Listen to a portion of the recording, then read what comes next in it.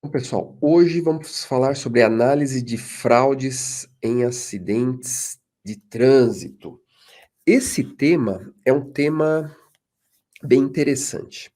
Para quem já está acostumado a lidar com fraudes, ou seja, quem atua no segmento de seguros, quem atua no segmento de associações de proteção veicular, quem atua no segmento de locadoras, regulação de sinistro, sindicância. Então, você já está acostumado a lidar com isso no seu dia a dia. A fraude já faz parte, eh, certamente aí do seu dia a dia, certamente aí da sua, atuação. E isso que é bem interessante. A A fraude, muitas vezes, ela pode ser pode acontecer, vamos dizer, a fraude seja por um profissional, ou seja, um fraudador que realmente ele é profissional da matéria, né, ele realmente já de forma premeditada, ele desenvolve todo um cenário aí para que aconteça a fraude. Agora, você tem as fraudes decorrentes de pessoas oportunistas, querendo levar uma vantagem. E o grande detalhe da fraude, principalmente para quem lida com análise de acidente de trânsito, é que quando você está desenvolvendo um trabalho de perícia, de investigação, de análise de acidentes, você tem que dar um passo para trás, porque quando você lida diretamente com a investigação e a perícia do acidente, você vai tentar entender a dinâmica, quem que é o responsável pelo acidente, né? O porquê que esse acidente ocorreu, quais os fatores determinantes, contribuintes para a ocorrência do acidente. Então, você vai desenvolver todo esse cenário. Agora, quando existe a fraude, você dá um passinho para trás e você vai fazer a seguinte pergunta: será que esse acidente realmente aconteceu? Será que esse acidente realmente aconteceu conforme relato dos envolvidos? Será que esses danos apresentados nos veículos foram ocasionados por esse acidente que estão me relatando? Será que a intensidade dos danos nesse veículo poderia realmente ter sido ocasionado por esse outro veículo? Então, olha quantas perguntas eu fiz até chegar no momento de analisar dinâmica e responsabilidades. Então, quando existe suspeita de fraude, você nem sabe se realmente aconteceu o acidente ou se aconteceu da forma com que foi relatada. Por isso que esse conceito de fraude é sempre muito importante, tá aqui, ó, fixado na cabeça de quem analisa um acidente, porque pode existir uma fraude em um simples acidente de trânsito. Agora, fraudador oportunista e você tem o fraudador profissional. Qual que é a diferença entre os dois? Vamos lá.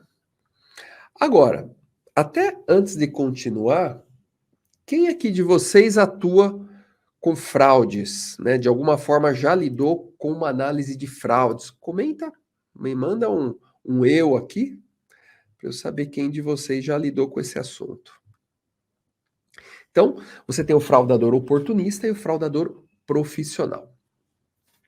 Lembrando, de acordo, né, com o artigo 171, né, do Código Penal, fraude é crime, ou seja, obter para si ou para outrem vantagem ilícita em prejuízo alheio, induzindo ou mantendo alguém em erro mediante artifício árduo ou qualquer outro meio fraudulento. Então, ou seja, o fato de você obter uma vantagem, simplesmente, você está gerando prejuízo para alguém, isso é uma fraude, né. Então, esse que é o grande detalhe. Agora, você tem uma caracterização entre o fraudador profissional né? E o oportunista, tá? Então, esse é o grande detalhe entre esses dois tipos de fraudes. Ah, agora, o oportunista, ele é uma pessoa comum, ele assume a culpa pelo acidente em face de ter seguro ou algum tipo de proteção, tá? Ele não aceita que seu veículo seja reparado e que é perda total. Ou seja, sempre quando nós falamos em fraude, mesmo esse oportunista que, né, não é um profissional, de alguma forma ele quer levar vantagem em cima de alguém, né? E esse alguém pode ser uma seguradora, uma associação de proteção veicular, pode ser uma locadora, ele quer levar vantagem em cima de alguém. Então, ele não aceita que seu veículo se envolveu num acidente, né? E a empresa não tem culpa, né? Então, esse veículo, conforme contrato, prevê um processo de reparo, né? Ele pode ser reparado.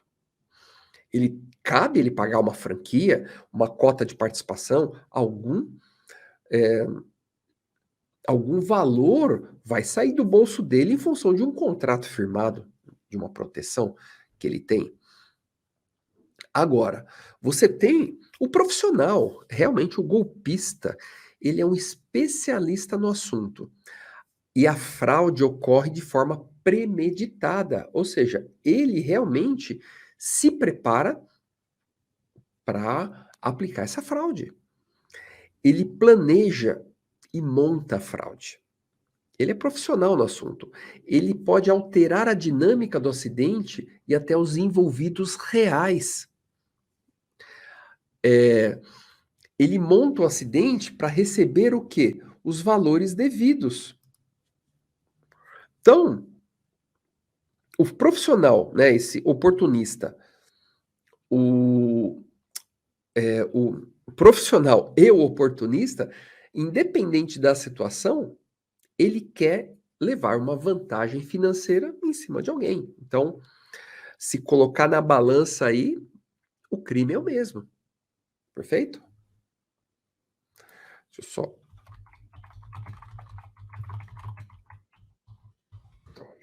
Agora, vamos para outro conceito aqui, ó. Perfil mais comum de fraudes em colisões. Então, esse é o ponto. Se o segmento que você atua existe a possibilidade de fraudes, então, ou seja, seguradora é um segmento muito comum. Associações de proteção veicular, cooperativas, muito comum. Locadoras, muito comum. Aí que vem um ponto. Se você atua como perito judicial, e nessa perícia que você vai atuar, você está lidando com um caso de uma seguradora, uma associação, uma locadora que teve uma negativa de pagamento de indenização. Você toma muito cuidado na sua perícia. Por quê? Se você se concentrar em desenvolver um trabalho de análise de dinâmica e responsabilidades, você pode estar sendo injusto com a empresa, porque a negativa não foi pela dinâmica, foi pela irregularidade e a fraude envolvida no processo. Perfeito? Então, tem alguém aqui que atua como perito judicial? Quem quiser comentar aqui, comenta. Você já atua como perito judicial.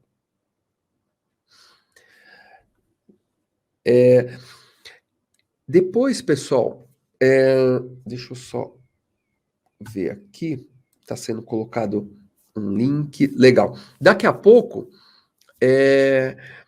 tá, tá sendo colocado aqui, pessoal, um link que é justamente sobre um curso que nós estamos é, lançando hoje. Esse curso, ele é muito interessante porque, eu vou até pegar aqui o link, esse curso é sobre análise de fraudes em acidentes de trânsito. Tá? Então tem um link aqui, hoje a gente está lançando esse curso. Se você tiver interesse, eu vou até colocar aqui também, deixa eu colocar aqui. Eu vou colocar aqui no LinkedIn também, tá? Então, tá aqui no YouTube e tá aqui no LinkedIn. Coloquei aqui nos dois o link. tá? Então, é um curso que nós estamos lançando hoje sobre esse tema que nós estamos abordando hoje, que é a fraude em análise de acidentes. Então, quem é perito judicial, e olha, eu também sou perito judicial, e na figura de assistente técnico eu já me deparei muito com essa situação. O perito fica debatendo a dinâmica. E o cerne da questão é que a negativa foi em função de fraude, ou seja, foi adulterado uma dinâmica ou algum elemento que influenciou numa irregularidade, ou seja, não aconteceu conforme relatado, os danos apresentados não possuem nexo de causalidade. Então, esse é um conceito importante, principalmente para quem atua como perito, porque você pode estar cometendo um grande erro quando você estiver fazendo essa análise, tá? Então, fique atento a esse conceito. Então, perfil mais comum, né, de fraudes envolvendo colisões. Por exemplo, o segurado, por exemplo, ou o associado, ele assume a culpa pelo acidente por ter seguro ou algum tipo de proteção. Ah, eu tenho cobertura, então vamos fazer um acordo? Eu falo que a culpa é minha e você me paga a franquia, você me paga a cota de participação? Ok. Não foi assim a dinâmica. Isso é uma fraude, tá? Então ele assume a culpa. Ah, em vez de falar que você bateu na minha traseira, eu vou falar que eu dei ré, né? Ele inverteu a inversão de responsabilidade, inverteu essa dinâmica. Não foi bem assim. Ou agravamento de danos. Por exemplo, vocês sabem que perda total, né? Se o custo do reparo atinge aí de 70% a 75% do preço do veículo, a seguradora ou mesmo a associação de proteção veicular atribui uma perda total no veículo. Agora, se o custo do reparo atingiu 50%, 60%, muitas vezes esse veículo vai ser reparado. E o proprietário não aceita isso, ele quer perda total, ele quer comprar um outro veículo sem ter um veículo recuperado. O que ele faz? Quebra um farol, quebra um para-brisa, quebra mais uma peça, para esse custo do orçamento subir e chegar em valor de perda total. Isso é uma fraude. Esses danos não foram ocasionados no evento. Então ele agrava esses danos. Então isso é muito comum quando ele tem um veículo novo, né? Então ou quando ele tem um orçamento muito próximo de perda total. Então ele quer perda total. Ou insere o veículo danificado em um acidente real. Por exemplo, dois veículos realmente colidiram. Um veículo atingiu a traseira do outro. O que pode existir? Eu abro, coloco um terceiro veículo entre os dois, com a dianteira e traseira danificada. Então, era uma simples colisão, virou engavetamento. Qual o objetivo? Deixa eu colocar esse terceiro veículo e eu pago essa franquia. E aí o seguro de um indeniza todo mundo, tá? Ou, aí é uma coisa mais profissional, né? Ele compra um veículo salvado, né? Já é perda total, um salvado, e monta um acidente, né? Então ele pega um veículo que capotou, põe esse veículo na beira do barranco, vem com o segurado, bate, ele capota de novo. Então ele produz realmente um acidente, né? Ele simula um acidente. Então, ou seja, o acidente pode não ter acontecido, então ele faz uma simulação disso. Então, por isso que eu sempre ressalto para quem lida com a área de perícia judicial, por causa disso. Porque você tem que ter em mente, se o processo tiver uma seguradora, uma associação, uma locadora envolvida, fique atento, porque a negativa do pagamento pode ter sido.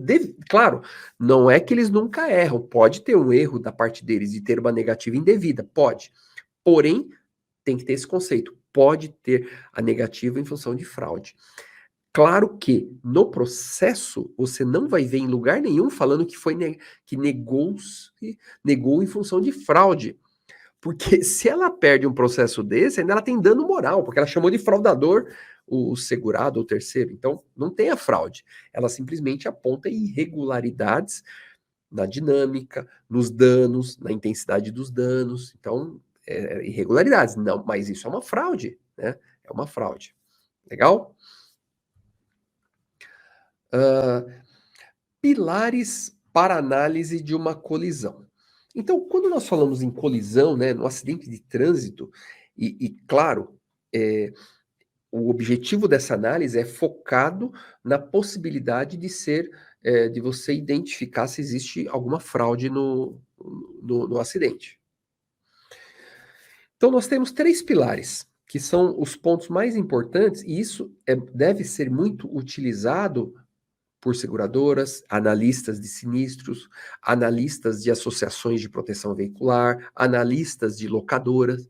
Você usa basicamente esses 3 pilares: o relato do acidente, a altura dos danos e a intensidade dos danos. Tá? Então, isso é muito importante. A altura dos danos. Quando tem a colisão, ocorreu uma interação entre os veículos. Um veículo atingiu o outro. Em função dessa interação, a velocidade que vinha o veículo, logo ele possui energia cinética. Na colisão, ela se transforma em energia de deformação. Então, existe um contato entre os veículos. Esse contato, existe pontos que devem ser considerados quando você analisa o ponto de contato, o ponto de interação entre os veículos. Pense no seguinte: o acidente, ele é um evento muito dinâmico. Tem velocidade, tem tempo, tem frenagem, tem irregularidades, tem pisos, tem vários conceitos que envolvem um processo de colisão. Só que o que você vai analisar, que elementos você tem de análise para tomada de decisão se o acidente aconteceu conforme relato. Por exemplo, você tem fotografia dos veículos. Ou os veículos estão na mesma oficina, por exemplo. O que você faz? Coloca um veículo atrás do outro, por exemplo. Só que eu posso encontrar nesse momento uma diferença de alturas. Os danos não são compatíveis, né, nesse momento. Isso está errado? Não. Os veículos estão parados e o acidente acontece de uma forma dinâmica. Eu tenho processos de frenagem, vários processos que podem ter uma influência direta na altura do ponto de interação entre eles. Então, esse é o ponto. Então, olha só, nesse exemplo, considerando os veículos no plano, parados, imobilizados, se o veículo de trás encosta no veículo da frente, essas setas aqui justamente demonstram o quê? O ponto onde eles teriam contato. Mas, lembrando, eles estão imobilizados, estão parados. Opa. Então, o que eu tenho que lembrar? Num processo de frenagem, a parte dianteira tende a baixar. Então, ela pode baixar.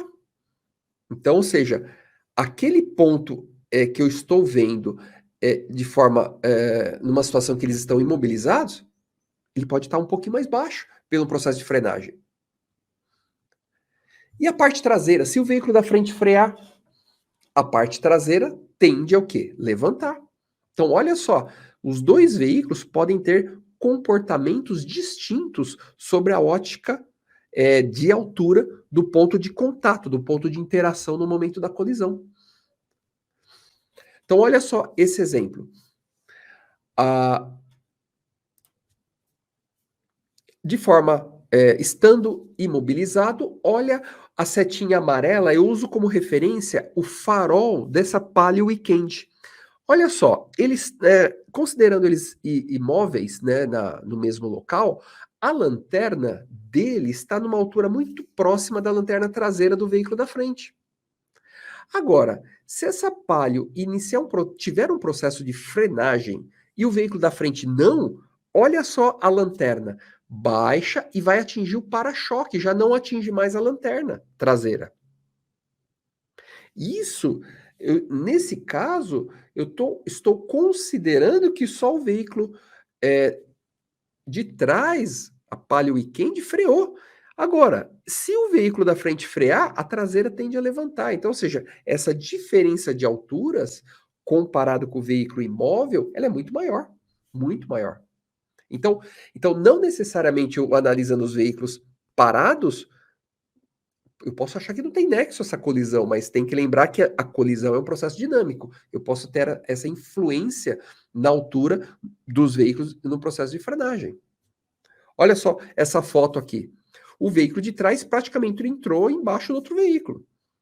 Então, ou seja, o da frente é uma SUV, é um veículo um pouco mais alto. Imagina os dois freando ainda, SUV alta, freando, a traseira levanta. O de trás freando, ele baixa. Ele realmente entrou embaixo do veículo. Outro ponto para você considerar no seu processo de análise sobre a ótica de análise de alturas são as características da via. Então, por exemplo, eu coloquei aqui um exemplo que no ponto onde aconteceu o acidente tem uma lombada. E a lombada, ela pode denunciar alturas diferentes com relação ao ponto de colisão, porque depende de quem estava em cima da lombada. Olha só, no exemplo 1, aqui de cima, eu coloquei o veículo da frente com a roda traseira na lombada. Olha só, o farol do veículo traseiro, ele vai atingir exatamente a parte de baixo do para-choque. Agora, numa outra situação, que é a 2, a de baixo, eu coloquei o veículo de trás em cima da lombada. Então, olha só, a lanterna do veículo da frente já vai ser atingida pelo para-choque do veículo de trás. Olha só. Agora, imagina, né, uma colisão nesses dois cenários, depois eu coloco os veículos aonde? Numa posição de imobilização. Na oficina, eles estão lá na mesma altura, imobilizados.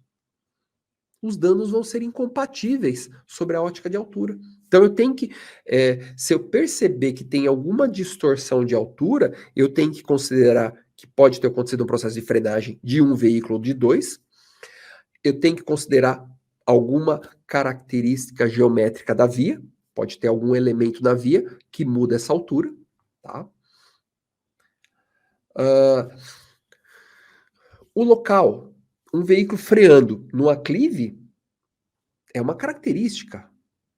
Ele freando num declive é outra característica de altura, porque você tem a força-peso projetada aí e o veículo tem comportamentos de altura diferente do que uma colisão no plano. Então, é relevante você saber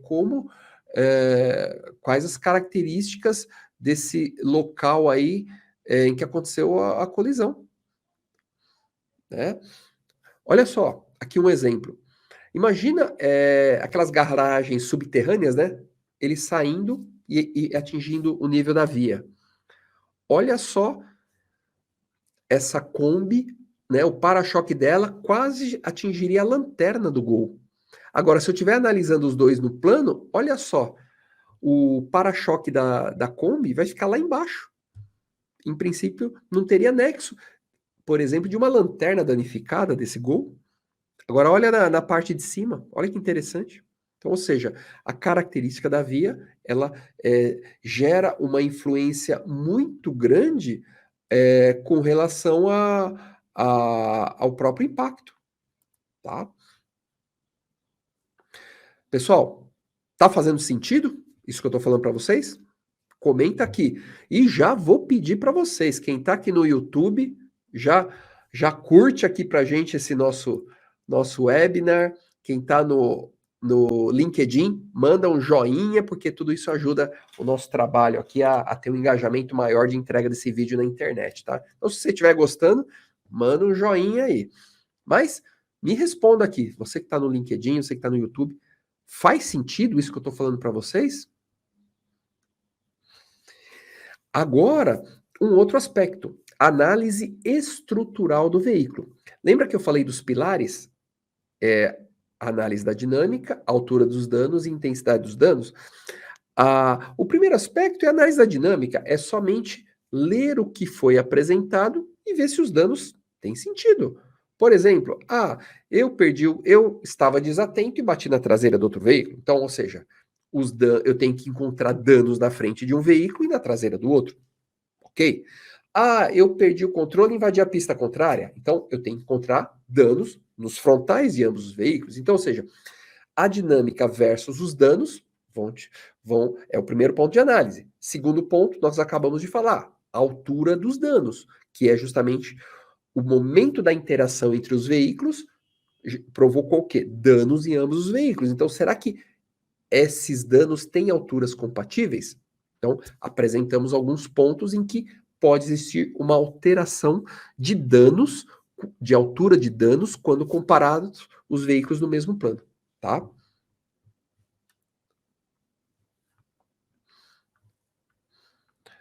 A análise estrutural dos veículos. Então, vamos lá. Olha só. O que eu tenho aqui? O monobloco, basicamente, eu tenho itens estruturais do veículo, longarinas, caixa de rodas, colunas, caixa de ar.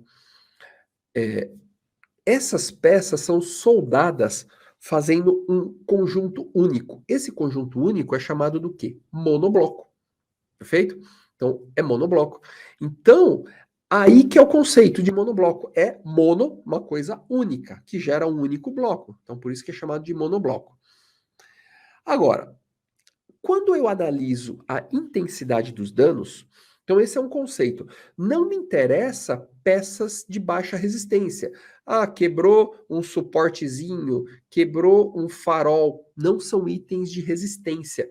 Isso para análise é, do nexo, né, do acidente. Então eu estou analisando a intensidade da colisão, tá?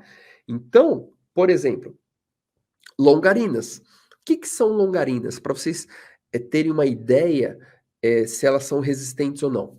Imagina que na frente, você pega um caminhão, você tem aquelas vigas, o chassi do caminhão, as vigas é muito resistente. O veículo, ele tem o quê? Duas pontas ali na frente, onde você põe o motor, prende a suspensão, são áreas estruturais. Então, se a colisão acontece em cima de cada uma dessas longarinas, é uma região de maior resistência. Então, são itens estruturais do veículo. Eu tenho a caixa de rodas. Da frente eu tenho essas pontas, são as longarinas. Na parte de trás, conectado, soldado a essa peça, eu tenho o quê? A caixa de rodas. Nessa caixa de rodas, eu fixo o quê? A torre do meu amortecedor. Então, é uma área muito estrutural. Então, olha só nessa imagem o posicionamento da caixa de rodas. Então, imagina, se no meu orçamento tiver reparo de caixa de rodas ou até substituição, imagina que ele teve que passar lá pela longarina, ou seja, é uma colisão muito intensa para chegar lá atrás na caixa de rodas. Caixa de ar. Essa parte que eu estou mostrando aqui, ela é um item estrutural. Qualquer colisão que aconteça na caixa de ar é uma região muito resistente, muito resistente. E ela faz parte, né, desse monobloco aí, dessa parte estrutural do veículo. Coluna dianteira. Então, eu tenho essa primeira coluna, que é chamada de coluna dianteira, ou coluna A, ela faz parte da zona estrutural, coluna central ou coluna B, ou coluna traseira ou coluna C. Tá? Então, são as três colunas que compõem essa parte que acaba servindo de forma estrutural para acondicionar o teto do veículo. E eu tenho o quê? Lá atrás, as longarinas, que também são as pontinhas lá, que é onde eu fixo a suspensão, assoalho do porta-malas. Né? Então, eu tenho essa parte de longarina traseira que me auxilia nessa parte estrutural. Agora, né, ainda dando sequência na parte estrutural, como que nós analisamos? Você pega o veículo e usa como referência o para-choque, a linha superior do para-choque, tá? Essa linha superior do para-choque, o que você considera? Por exemplo, eu coloquei uma área em destaque acima da linha do para-choque. Imagina que a colisão atingiu essa linha de destaque. O que nós temos nessa linha de destaque? Farol, grade, o emblema, capô, né? Então, eu tenho uma zona de análise. Ou eu tenho uma colisão acima da linha superior do para-choque para baixo. O que eu tenho nessa área em destaque? Eu tenho a capa do para-choque, atrás Eu tenho o quê? Lâmina do para-choque, ou alma do para-choque, eu tenho as longarinas. Então eu tenho uma área de maior resistência, em especial pelas longarinas. Agora, o grande detalhe é justamente isso. Olha só um veículo Gol e uma estrutura desse veículo um pouco abaixo, tá? Então, é aquilo. Abaixo da linha do para-choque, atrás, eu tenho uma área mais estrutural. E aqui, onde eu coloquei as setas, é justamente a região onde eu tenho a região de maior resistência. Por quê? São os pontos onde eu tenho as longarinas dianteiras do veículo. No centro, eu tenho essa travessa, mas então, se a colisão acontece em cima das longarinas, são áreas de maior que têm maior resistência.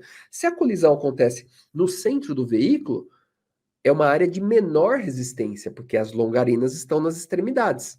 Tá? Então, não basta só analisar uma colisão dianteira, colisão frontal, e sim aonde que ocorreu a interação, aonde ocorreu os pontos de contato, os pontos de colisão.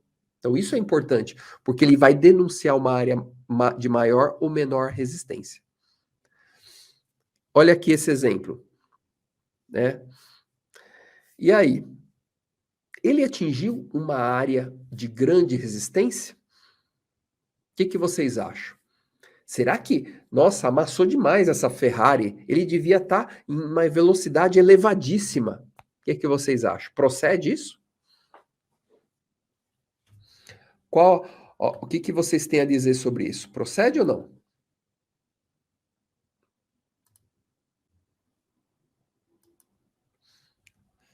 Comenta aqui. Você que está aqui no LinkedIn, você que está no YouTube. Por que então, não é grande, ele não estava em muita velocidade, não tem grande, a zona de contato não tem grande resistência. Por quê? É aquela região central. As longarinas estão nas extremidades, então se a colisão foi em cima de uma longarina, é um ponto. Agora, no centro, ele tende a deformar mais, porque é uma área sem resistência, então, ou seja, fora da região das longarinas. E para piorar, a Ferrari, o motor é lá atrás, né? É lá atrás. Daí na frente é um vazio, é o porta-malas dessa Ferrari. Então, quer dizer, é uma região com vazio, de menor resistência ainda. Então, apesar dele estar muito deformado, ele está deformado porque o poste atingiu uma região de baixa resistência. Então, isso que é importante no seu processo de análise. Você consegue colocar na sua análise esse ponto, se é uma região de grande resistência ou não, tá? Olha aqui, esse veículo. A mesma coisa. Deformou bastante, danificou bastante? Com certeza. Porém, as longarinas estão mais na extremidade. Então, não precisaria uma colisão de elevadíssima velocidade para ocasionar uma deformação como essa. Olha aqui outra. Né? A mesma coisa. Então, às vezes, pode-se ficar com a sensação, né, de estava com uma velocidade muito alta, né? E às vezes não. Alguém sabe que carro que é esse? Estou vendo aqui alguns especialistas.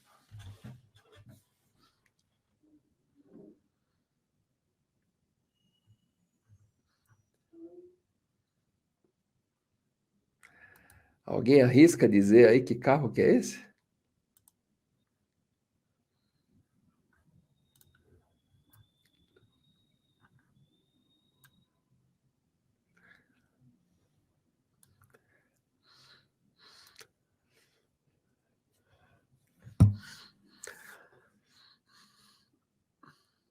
Não, eu só queria entregar mesmo a idade de vocês, porque esse carro ainda é da minha época, né? Eu nem sei que carro que é esse, viu, pessoal?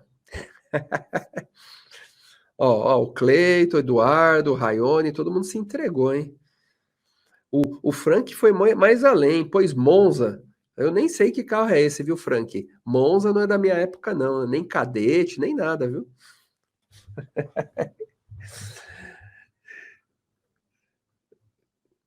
Agora, pessoal, vamos lá.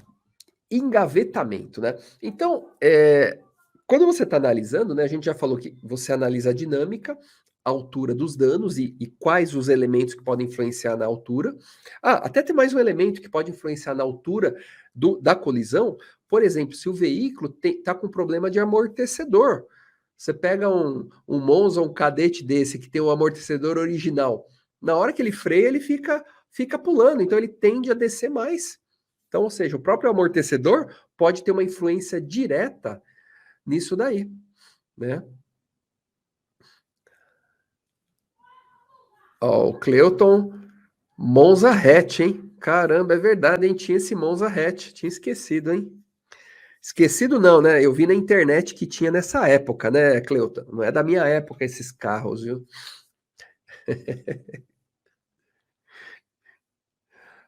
Ó, eu até vi na internet que tinha um tal de Monza Fittipaldi. É isso? Acho que tinha, né? Fittipaldi. Engavetamento. É, pessoal, como conceito, né, quando você tem uma colisão entre dois veículos, né, é um tipo de colisão. Se você tem três veículos em que, com a colisão do primeiro, impulsionou o segundo contra o terceiro, já é um engavetamento. Então, três veículos ou mais, a gente pode caracterizar como engavetamento. Tá? Agora, o engavetamento, você tem é, algumas, algumas características, né? Pensa o seguinte: vamos imaginar que os veículos estavam parados, tá? Veículo parado, o veículo 1, 2, tá lá atrás, pau, bate, atinge o primeiro veículo. Com o impacto, ele impulsiona esse segundo veículo contra esse terceiro. Vamos pensar assim, tá? Agora, o que acontece? Imagina que esse veículo que colidiu, ele colidiu a 50 quilômetros por hora. Colidiu, pá, vamos chamar de veículo 1, vai. O 1 colidiu no 2 a 50 por hora. Pensa que, considerando os outros dois parados, como ele colidiu a 50 por hora, essa velocidade, quando foi transferida para outro veículo, ela reduziu. Por quê? Quando ele bateu a 50, esse primeiro veículo amassou, perdeu velocidade. Amassou a traseira do outro veículo, perdeu velocidade. E ainda teve que ter força para empurrar ele. Então, ou seja, o 50 reduziu. Então, o que significa? Ele bateu a 50, só que o veículo 2, quando foi impulsionado para o veículo 3, ele bateu no 3 a menos de 50, porque esse 50 perdeu energia com a deformação de um, de outro e ainda com o trabalho para empurrar esse segundo veículo no 3. Então, a colisão do 2 no 3, ela é menos intensa. Então, esse é o conceito de engavetamento, quando os veículos estão parados. Aí é um ponto interessante para você analisar. Olha só, se isso é verdade, esse Corsinha que bateu aqui, né? Vamos pegar esse Corsa aqui. Se ele bateu e esse veículo aqui estava parado, significa que os danos, a velocidade de impacto do Corsa foi maior do que a velocidade de impacto dele. Então, o Corsa, que é o número 1, e o número 2 e o número 3. Então, o número 1 atingiu o 2 numa velocidade maior do que o 2 teria atingido o 3, se os veículos estivessem parados. Parados. Agora, vou fazer uma pergunta para vocês. Se os danos no 2, né, são mais se os danos no frontal do 2 são mais intensos que os danos no frontal do 1, o que significa isso? Se os danos no frontal do 2 são mais intensos do que os danos no frontal do 1, o que significa? Alguém pode me falar?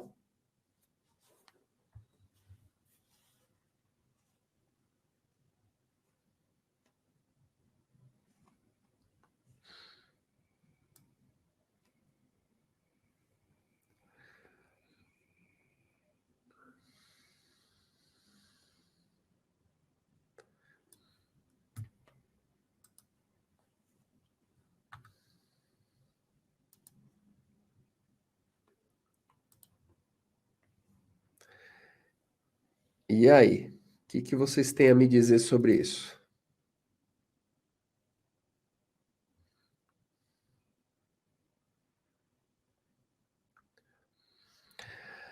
É isso aí. Significa que o 2 bateu primeiro, depois ele recebeu o impacto do 1, né? E teve uma segunda colisão já numa intensidade menor. Então, pode acontecer isso. Então, numa análise, pode acontecer isso.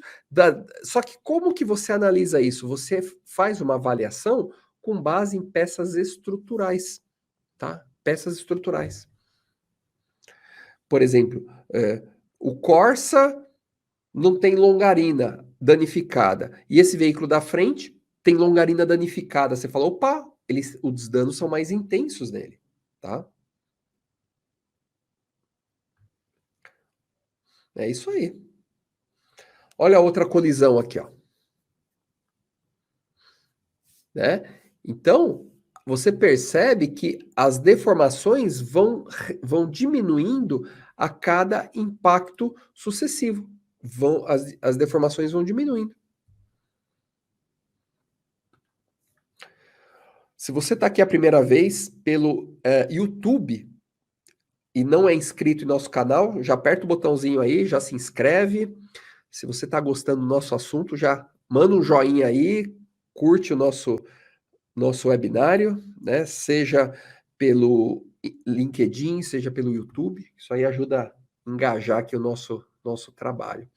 Então, pessoal, quando você analisa engavetamento, um conceito muito importante. Você analisa o frontal de um veículo com o frontal do da frente. Por quê? Esse conceito, que a energia vai diminuindo a cada impacto sucessivo. Então, o frontal de um com o frontal do outro. Da mesma forma, a traseira de um com a traseira do outro. Se ele recebeu o primeiro veículo que recebeu impacto, a traseira dele tem que estar mais deformada do que a traseira do próximo. Certo? Porque as velocidades a cada impacto sucessivo vão diminuindo. Então você analisa frente com frente, traseira com traseira. Então, olha só, eu analiso frente desse veículo com a frente desse veículo vermelho. Ou a traseira do Corsa com a traseira desse carro vermelho. E da mesma forma, a traseira desse. Ah, não é Corsa, é Celta. A traseira desse Celta com a traseira desse K. Cada deformação nessa traseira vai diminuindo a intensidade, considerando que eles estavam parados e o de trás foi o que fez todo o estrago. Tá? Então, eu vou analisando traseira com traseira, dianteira com dianteira. Ah lá. Opa, voltando aqui. Certo? Então, esse é o conceito. Então, muitas vezes, eles querem que o último da fila, né, o número 1, pague toda a conta. E muitas vezes pode acontecer o seguinte: já aconteceu uma colisão lá na frente, e então quer dizer, ele talvez tenha que pagar só a traseira do veículo, porque ele não manteve uma distância adequada. Então, ele teria que pagar só essa traseira, e não todos os outros veículos envolvidos. Então, esse que é o grande detalhe. E engavetamento aqui, ó, outro detalhe. Como vamos imaginar que todos eles falaram que estavam parados. Parados. Olha só essa Saveiro. Como o Gol entrou embaixo da Saveiro? Essa Saveiro entrou no processo de frenagem, a traseira levantou. O Gol freou, entrou por baixo, virou uma cunha, né? Ele entrou por baixo. Então, se a Saveiro tivesse parada, o para-choque dela ia bater com o para-choque do Gol. Não ia acontecer isso que a gente está vendo. Então, pode existir uma irregularidade com base na dinâmica que está sendo apresentado, tá? Pode ter uma irregularidade com relação a isso. Então, ou seja, olha como que você faz essa análise do próprio engavetamento. Então, é aquilo. Você analisa frontal com frontal, né? E traseira com traseira, para justamente você ter essa informação se aconteceu o evento. Então, por exemplo, é mais fácil acreditar que um atingiu o 2 né?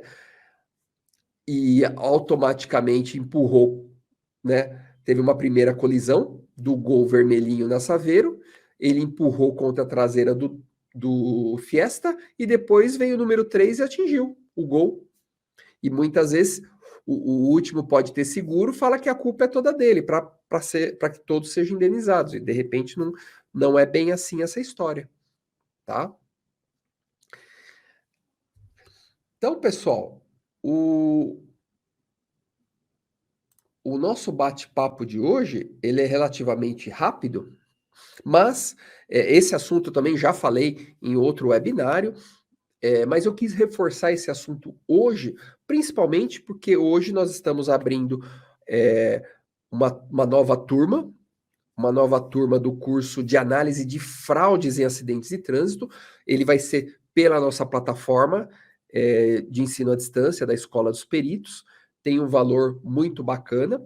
Se vocês tiverem interesse, tem um link aqui no chat ou no canal aqui do YouTube da Escola dos Peritos, nesse webinário, na descrição, tem um link que tem todas as informações, valores. Agora, esses valores é o valor para uma pessoa. Se de repente tiver interesse na sua empresa uma turma, entre em contato conosco, que certamente vão ter valores aí diferenciados para turmas, né? Mas certamente é um conteúdo bastante rico aí nesse curso e que tem bastante informação aí para o dia a dia, principalmente para quem lida sempre com esses assuntos. Legal? Então é isso aí, pessoal. Espero que vocês tenham gostado, espero que tenha sido relevante aí para vocês. E aqui estão as nossas redes sociais, para quem ainda não está inscrito em nenhuma delas, já aproveita, se inscreve, pelo menos você vai ficar antenado aí de todo o evento que a gente tiver. Legal? Então é isso aí, pessoal. Um grande abraço aí a todos e nos vemos no próximo evento. Vocês vão estar sendo informados aí do dia e do tema do próximo evento. Um grande abraço aí a todos.